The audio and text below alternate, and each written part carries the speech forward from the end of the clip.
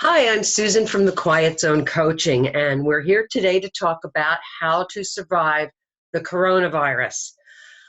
What's happening right now is that we have this horrible disease that's running through the world, full steam ahead, and it's creating a lot of fear and panic. It makes us feel like we're out of control. And we also feel isolated because a lot of us are now working from home that weren't before. And a lot of us are cut off from our social network that is an emotional strong point for us, especially Americans.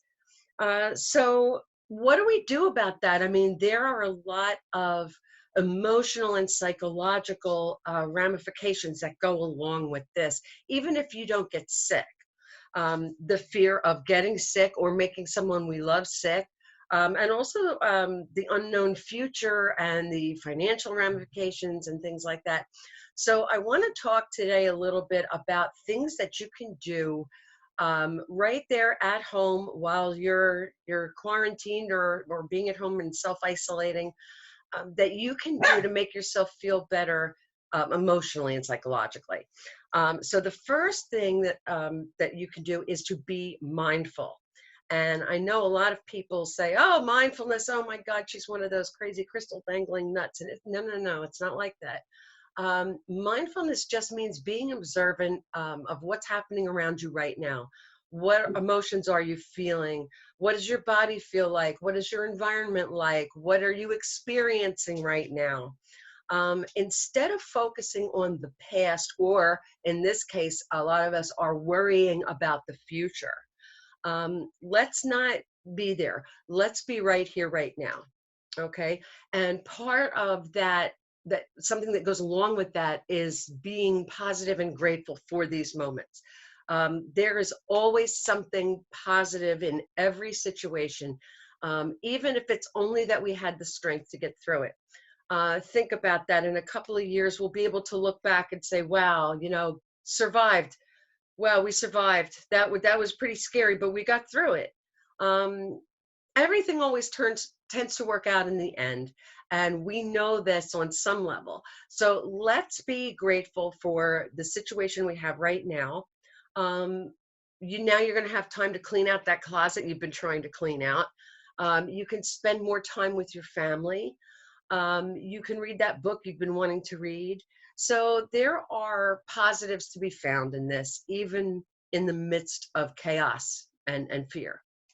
Um, Besides that, and my clients will know what this is, I teach them how to use the power questions.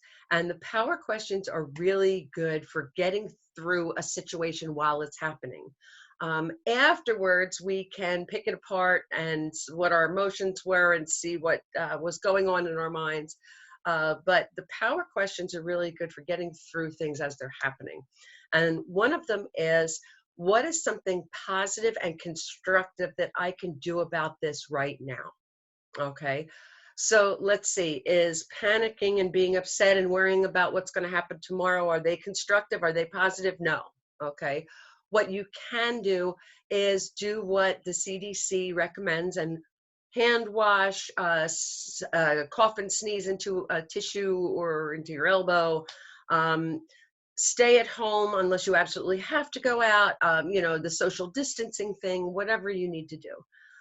In order to overcome our social needs, you can always meet with people online, or on the phone or video chats or whatever you need to do. Keep 2 weeks worth of food and supplies, not hoarding all the toilet paper that's in the supermarket in your garage, but keep some supplies in the house. Be prepared. Being mindful does not mean that we don't plan. It just means that we don't live in a future that is frightening. Okay, so that's what we want to do, is stay right now, be prepared, plan, and do whatever we can do right now that is positive and constructive. Okay. Another question is, what would the person I want to be do in this situation? Okay. So the person that I want to be might be, you might be compassionate and kind, prepared, any one of a number of things. One of my clients, and this is my favorite, she said that the person she wants to be is the person that her dog thinks she is. So what kind of person do you want to be, and how would that person react in this situation? So if you're somebody who wants to be strong, you're going to focus on being here right now and taking care of your family right now. If you're somebody who's kind and compassionate, you might make some phone calls to elderly neighbors and ask them if there's anything that they need as if you're going out. So what would that person that you want to be do in this situation? Another power question is, how do I want to feel at the end of this? Okay, so at the end of this, we can sit down and say, wow, we survived this. I'm really glad that I was strong enough to get through it without panicking. And whatever ramifications, whatever result happened from all of these things, we can deal with this. Watch your self-talk, okay? So what are you telling yourself about this? Oh my gosh, this is horrible. I don't know what I'm going to do about this. How am I going to handle this? Or are you telling yourself, I can make it through this. I'm prepared. I'm strong. Okay. And write some of these things down. I have a gratitude journal, and I write down things that I was really happy about, or things that I was grateful for in that day. And even now during this weirdo time, I'm writing things down like, hey, my husband and I were able to spend some time together. We cleaned out that closet. We found some dishes we didn't know we had. You know, all kinds of positive things, that a spin that we can put on it, because at the end of this, that's how we want to feel. I also wanted to invite you. I know a lot of you are on unemployment and are having financial difficulties.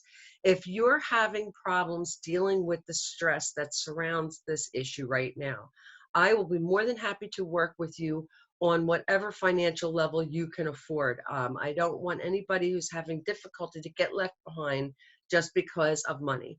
So feel free to contact me through www.thequietzonecoaching.com. There's a click here for a consultation button. You can click on to contact me, and we will talk about it. We will make something happen so that you're taken care of. Everybody stay well. Namaste. I hope you're all enjoying your time at home.